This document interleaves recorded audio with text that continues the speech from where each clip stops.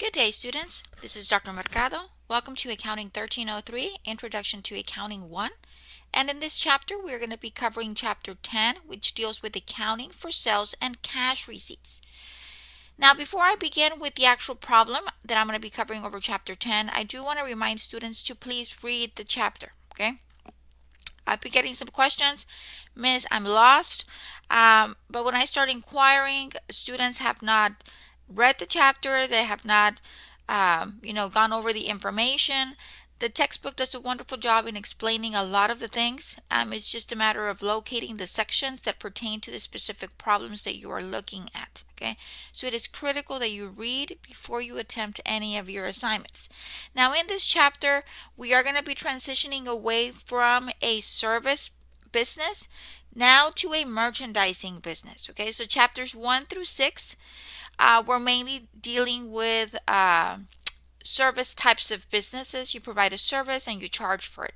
Now we're going to have different accounts because we're going to be dealing with merchandise. So we're going to actually have to have inventory that we buy goods, we keep them in our inventory, and then we resell them for a price. Okay, so the accounting shifts a little bit. Okay, so I am not going to go over all of the information in the book. That is your responsibility to do. I am just going to highlight key sections for you. Okay. Now the problem that we are going to be covering in this lecture is exercise 10-5A. Now I chose this problem because it's a combination of things. We're going to be journalizing sales, sales returns and allowances, and cash receipts. So we're going to be doing 3 types of transactions in one problem. Okay. Now, in order for us to be able to understand the journalizing of the different transactions, we need to read, okay? So I'm just going to quickly go over some of the sections of your book that you need to cover, okay? Now, I've just selected the brief summaries. There's a lot more information on your book in these sections, okay? So please make sure that you go back and you read. Now, the first thing I do want to highlight is the figure 10.7. This is accounting for merchandise sales transactions. I would like for you to keep this handy. Okay, it basically tells you we have 4 different new accounts. We have sales tax payable, customer refunds payable, sales, we've got 5 accounts, I'm sorry, sales returns and allowances, and sales discounts. Okay, I looked at this as one. Okay, so we've got 1, 2, 3, 4, 5 different accounts dealing with merchandising. Okay, now in this particular figure, it basically gives you the normal balances of each of the accounts. What does the normal balance means? It means that in a normal transaction, when you're recording a normal transaction dealing with any of these accounts, wherever the little X's are, that is where the balance should go. Okay, so sales tax payable and customer refunds payable are liabilities account. Okay, now this is money that we collect.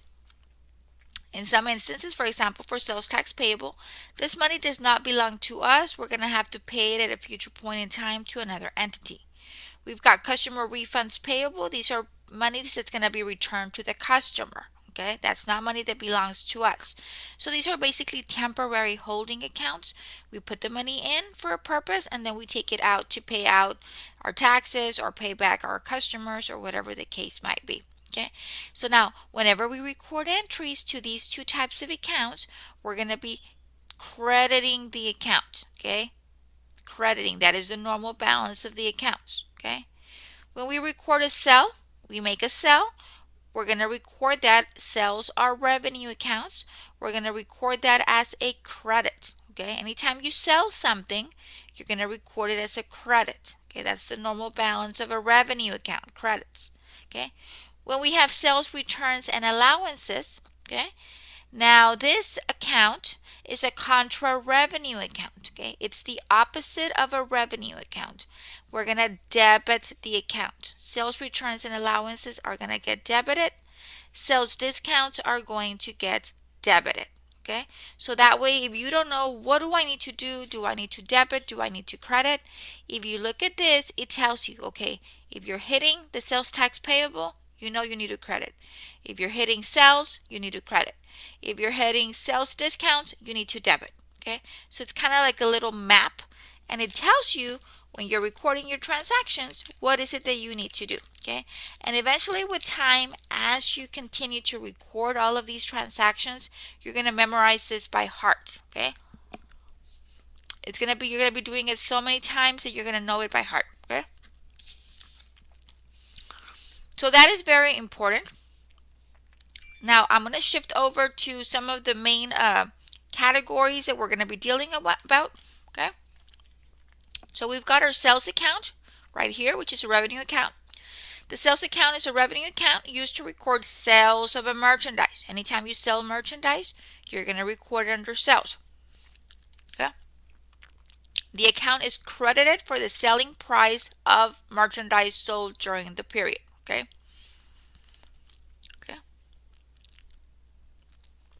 Next, we have sales tax payable account.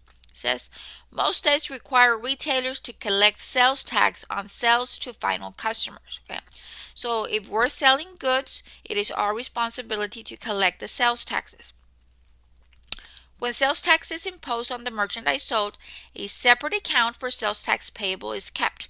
And we keep a separate account because that money does not belong to us. That money belongs to the state. Okay? This is a liability account that is credited. Right here we see that it's credited for the taxes imposed on the sales. Okay? The account is debited for sales taxes paid to the proper taxing authority. Okay?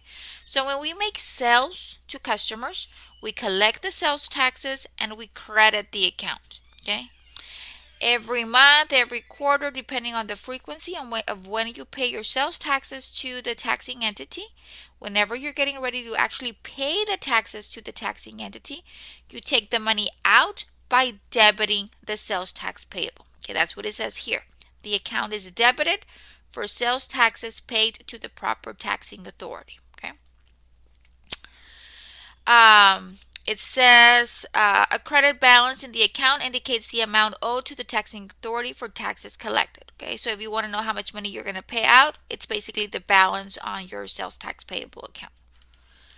Next, we have sales returns and allowances. Sales returns and allowances is a contra revenue account, meaning it has the opposite effect of a revenue account. Revenue accounts have a normal balance of a credit. This is a contra revenue account, therefore it's going to have a normal balance of a debit. Okay, and it's deducted from the related revenue account. Okay, sales returns and allowances are debited to this account. This account is reported as a deduction from sales on the income statement. So on the income statement, you're going to have your sales, and right below it, you're going to have your sales returns and allowances. We deduct that to arrive at our actual net sales. Okay. Returns and allowances are debited to a separate account rather than directly to sales. So a business can more readily keep track of this activity. We want to know, okay, if we were to just dump it into sales, we wouldn't be able to figure out how much returns are we having. Okay, in this case, I know how much I sold, and then I know how much was returned. Okay, and that way we get the sales minus the sales returns and allowances, and that will give us our net sales. But we can more accurately collect data as to who is returning the items, how much is being returned, how much is being returned by period, stuff of that nature. Okay. And then we've got sales discounts account. This is another type of discount offered between businesses. Some businesses offer cash discounts to encourage prompt payment by customers who buy merchandise on account. Okay. When credit is tight and businesses are short of cash, it is particularly important to convert accounts receivable into cash as soon as possible. So what businesses do is they provide an incentive. You pay me quickly and I give you a small discount. Okay. That way both the customer wins because they get a discount and we win because we get our money back really quickly. Okay. Prompt collection of accounts receivable reduces the risk of those receivables that will become uncollectible. So we don't want our receivables to become uncollectible. So we encourage and we entice our customers by offering sales discounts. Okay. Sales discounts are also debited to the account. Okay. Now, on the sales discounts, we have different credit terms, and these are just some of the examples illustrated in your book. The first number illustrates the actual discount percentage. So it's either 2, 1, 2, or 3. Okay, so it basically gives you the discount percentage. The second number gives you, okay, I'll give you that discount if you pay me within 10 days. Okay, so it says 2% discount if paid within 10 days. If you don't pay me within 10 days, then the total amount that you owe me is due within 30 days. Okay, for the second one, you get a 1% discount if you pay me within 10 days. If not, the balance is due within 30 days. Okay, so it's the same thing as the first one, but instead of getting a 2% discount, now you're going to get a 1% discount. Okay, now this third item says you get a 2% discount if you pay before the end of the month. Okay, if not, the total is due within 60 days. Okay, and then the last one says you get a 3% discount if you pay within 10 days after the end of the month. 10 days, end of month. So 10 days after the end of the month. If not, the total amount of the invoice is due within 60 days. Okay, so these are just some examples that are included in your text. Okay, so these are the new accounts that we're going to be using when we're recording our entries. Okay, please make sure that you go back and you read. Reading needs to happen. Okay, I don't want to hear, Miss, I don't understand anything, because unless you do not know how to read, the textbook does a wonderful job at explaining a lot of the things. Okay, and if you have difficulties reading because of your language barriers or anything of that nature, the textbook reads to you. Okay, so if you prefer that, there's a mode on your book that it allows the textbook to read to you. Okay, so please just make sure that you do go over the content in the chapter before you attempt any of your homework problems. Okay, now let's start working on exercise 10-5A. We're going to apply the different accounts learned in this chapter to these entries. Okay, so I'm going to go over all of the entries with you. Okay, so it says prepare journal entries for the following transactions. On August the 4th, we sold merchandise on account to S. Miller for $320 plus sales tax of 4%. Okay, with a 210 net 30 cash discount terms. So if Miller pays me within 10 days, Miller is going to get a 2% discount. So we need to remember that and keep track of that for when Miller pays us. At this point, we don't have to record anything dealing with the cash discount because they're not paying. Okay, the only thing we have to record is the sell. We're making a sell to Miller for $320 plus tax. Now this entry is being done on account, so this customer is going to pay us later.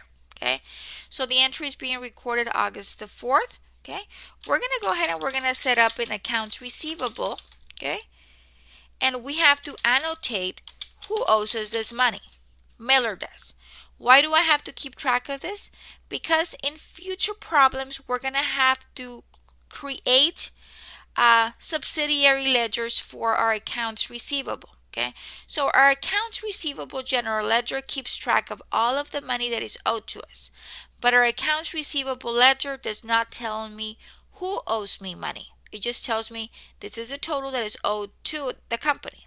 Okay, the subsidiary ledgers break down that total by customer, so it's going to give me Miller, Ryan, Cantu, any people that owes us money. It's going to be broken down by the actual customer. So in order for us to be able to do those subsidiary ledgers, our accounts receivable subsidiary ledgers, we have to annotate who owes us the money. So don't forget to include the name of the customer.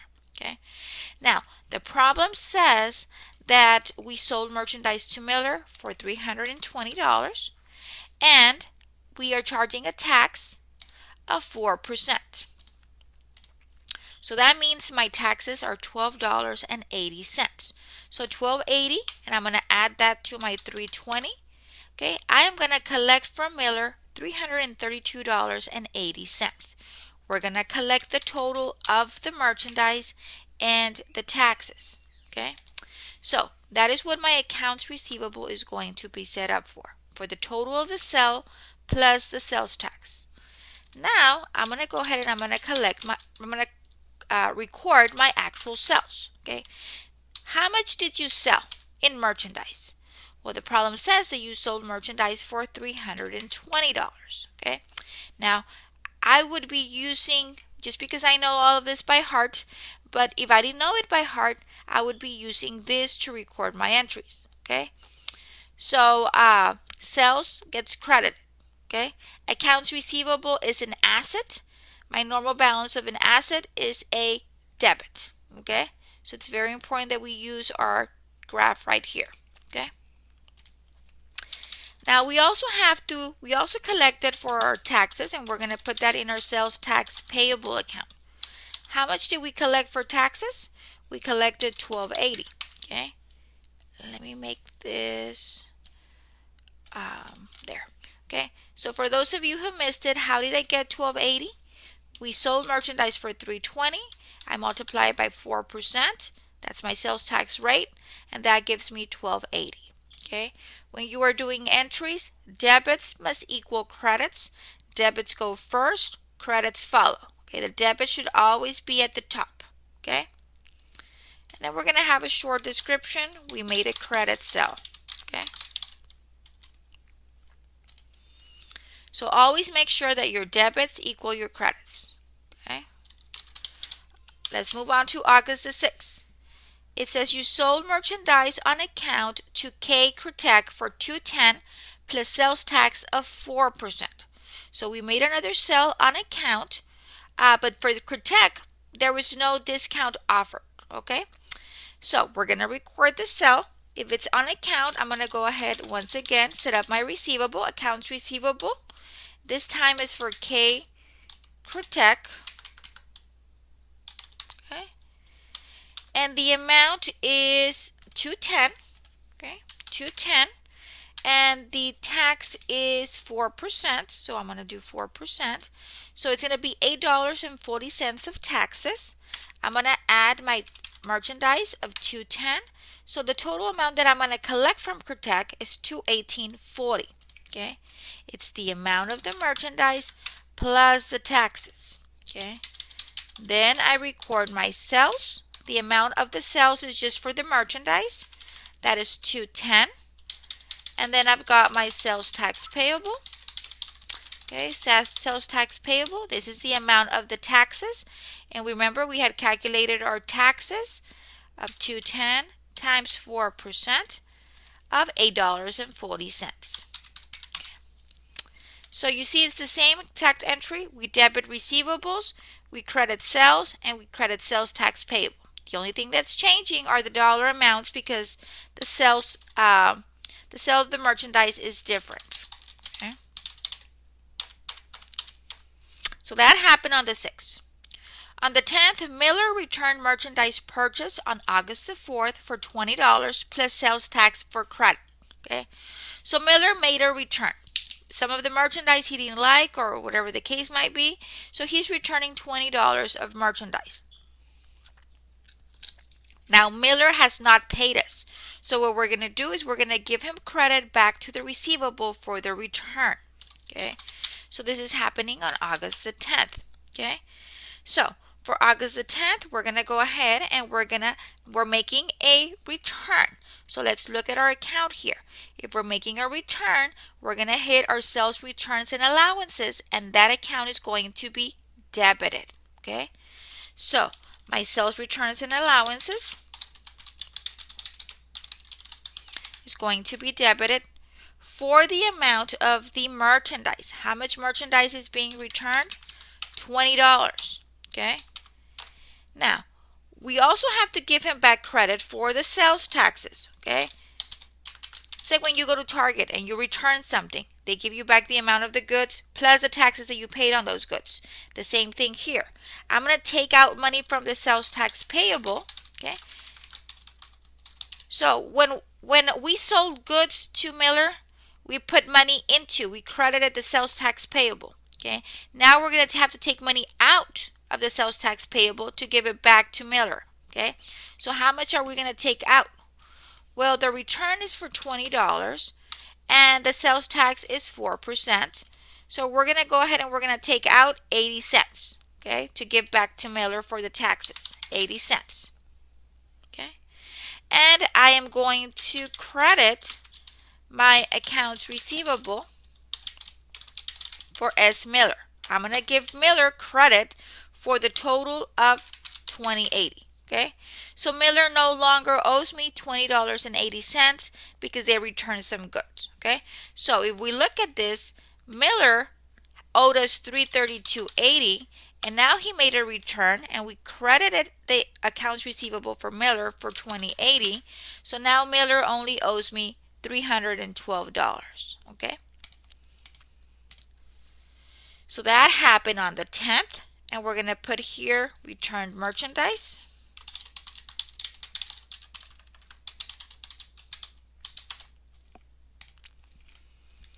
Okay, on the 13th, Miller paid the balance due on the account. Okay, so Miller paid the balance due.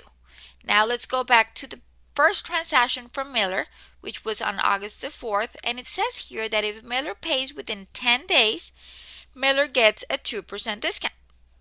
So now we purchased the goods on August the 4th and Miller paid on the 13th.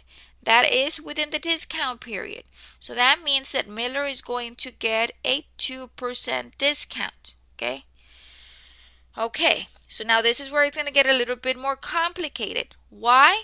Because Miller, right here, on August the 4th, we sold merchandise to Miller.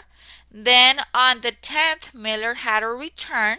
Now we have to figure out how much does Miller need to pay us. Okay, so we're going to have on August the 13th, okay, let's first identify the accounts that are going to be affected. So if Miller is going to pay us, what are we going to receive? Okay, if Miller is paying us the balance, then we are going to receive cash. Okay, obviously he's making a payment. Okay, now we remembered that if Miller paid within the 10 days, Miller is going to get a 2% discount, which she did.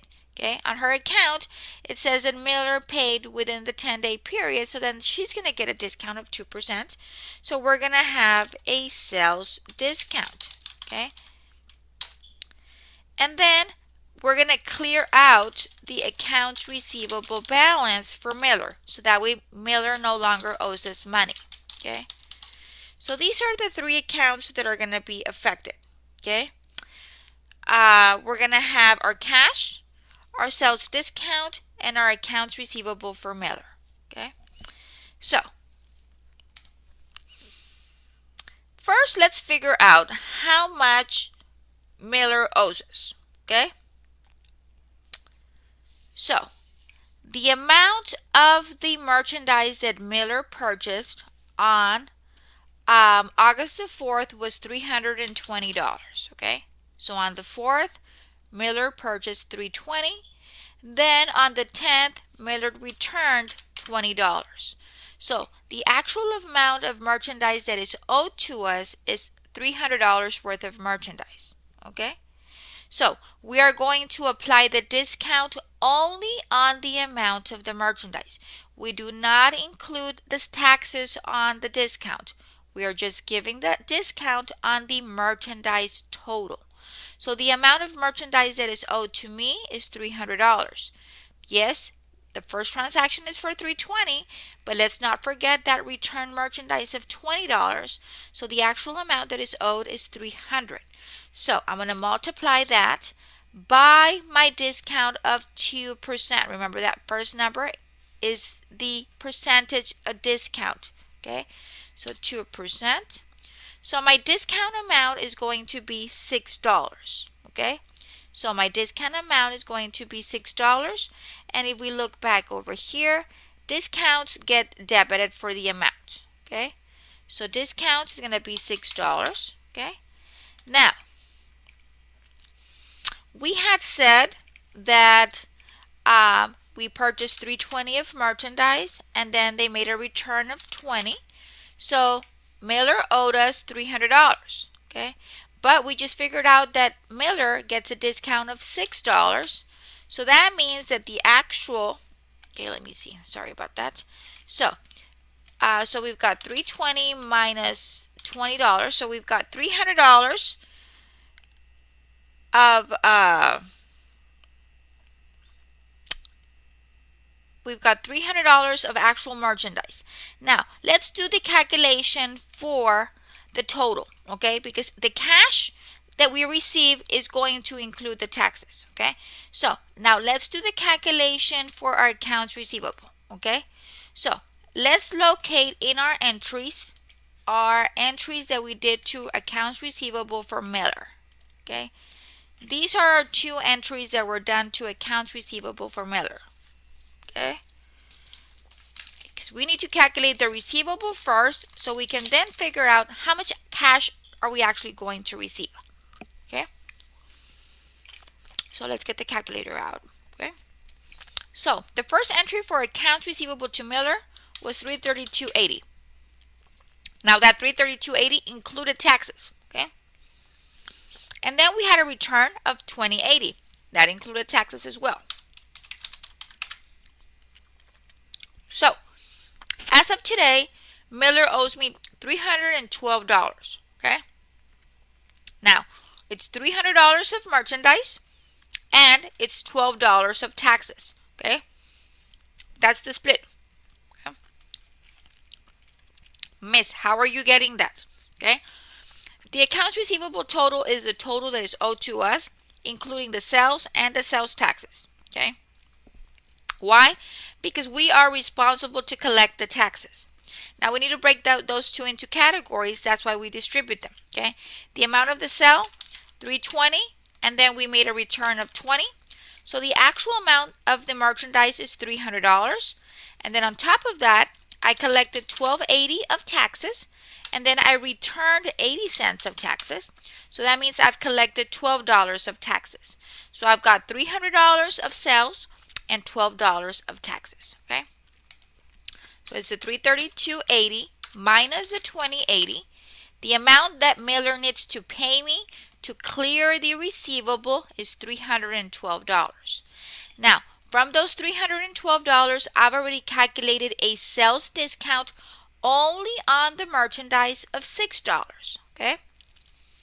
So, the amount that is owed to us in this particular case for the receivable is $312, okay? You get the accounts receivable for Miller.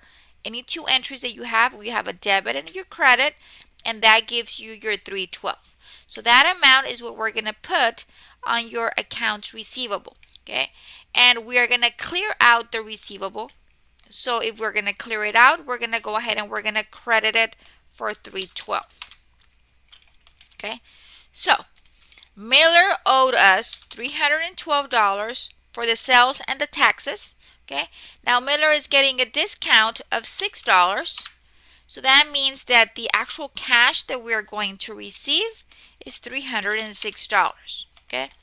So Miller is going to pay me $306 when he owes me $312, okay? And the reason he's going to pay me only $306 is because it's on her account, because Miller gets a 2% discount if she pays within the 10 days, which she did, okay?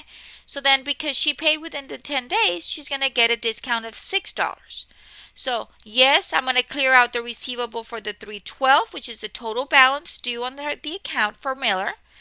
I'm only going to receive $306 in cash, and then I'm going to record a $6 sales discount. That way I can keep track of all of the discounts that my customers have taken advantage of, okay? Remember, debits need to equal credits, okay? And this one we're going to have received cash on account.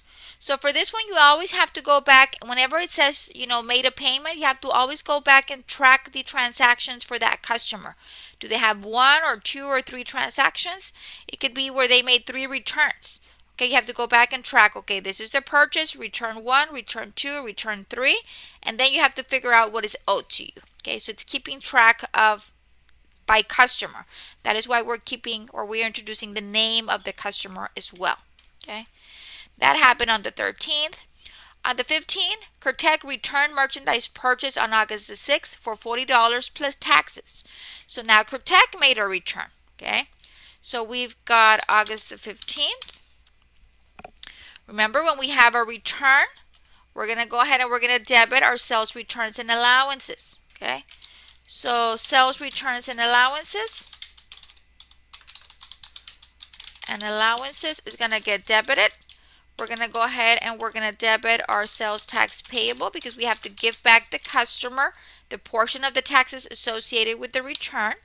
And then Critech had also made the purchase on account. So we're going to give back credit to Critech on account because Critech has not paid yet. So we're going to have accounts receivable, K Critech.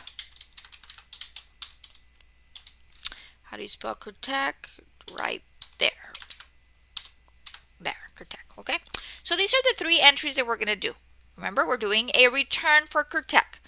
Now, Critech is returning $40 of merchandise, okay? So how much is the return for? For $40, okay?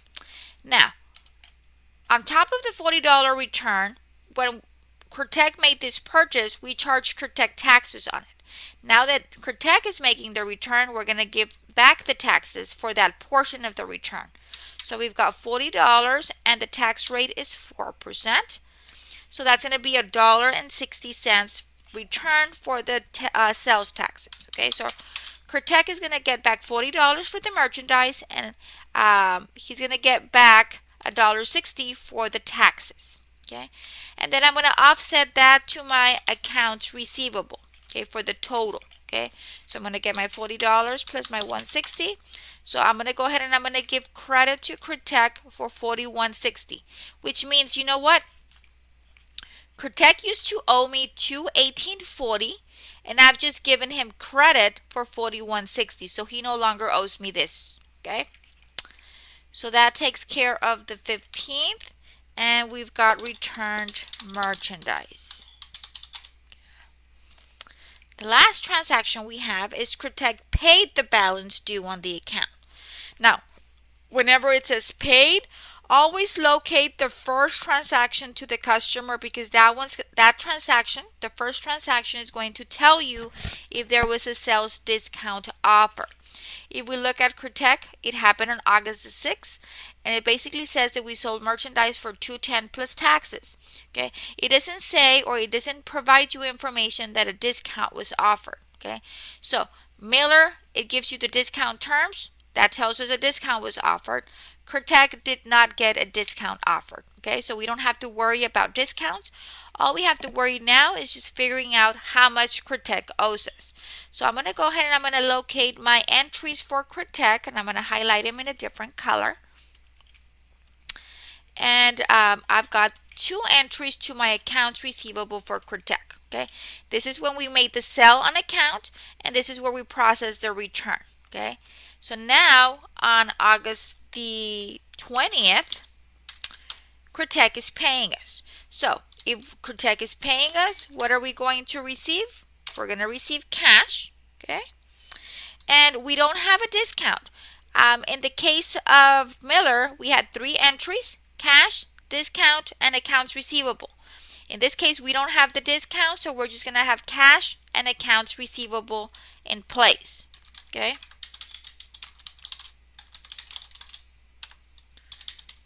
Okay, Critech. Okay. So we need to figure out how much Critech owes us. Okay. So remember, the accounts receivable includes the total of the merchandise plus the taxes. Okay. We've already recorded the entries for the sale and the taxes. Now all we're worried about is the collection of the receivable. Okay, so on the 6th, we recorded an entry for $218.40. Okay, that is how much Critech owed us as of the 6th. Then on the 15th, Critech made a return and we gave them credit for $41.60. So that means that Critech as of today owes me $176.80. So what am I doing? I'm getting the sale minus the return. Okay? And that is the amount that is going to be paid. $176.80. Okay? Now, doing all of these entries in Excel, what I like to do at the end, just to be on the safe side, because I can be doing a typo. Okay, it can happen to anybody. What I like to do is I like to make sure that my debits and credits equal. Okay? It gives me some peace of mind. You know what? My debits and credits balance. Okay? And I can move forward at that point. Okay?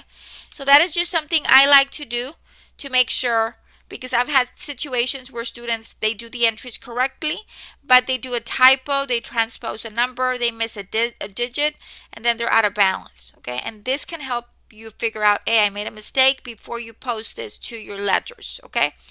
So it's just very important that you make sure that when you're doing your journal, your debits always equal your credits. Okay. Also very important when you're doing transactions, remember, when you're dealing with accounts receivable, keep track and include the name of the customer.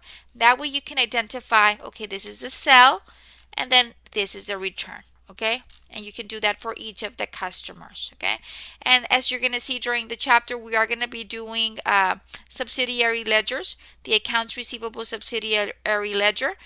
So we do need this information to be able to identify who owes us what. Okay.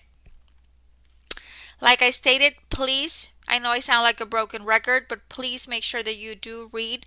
That is the only way you're going to be able to be exposed to the content. Review your PowerPoints.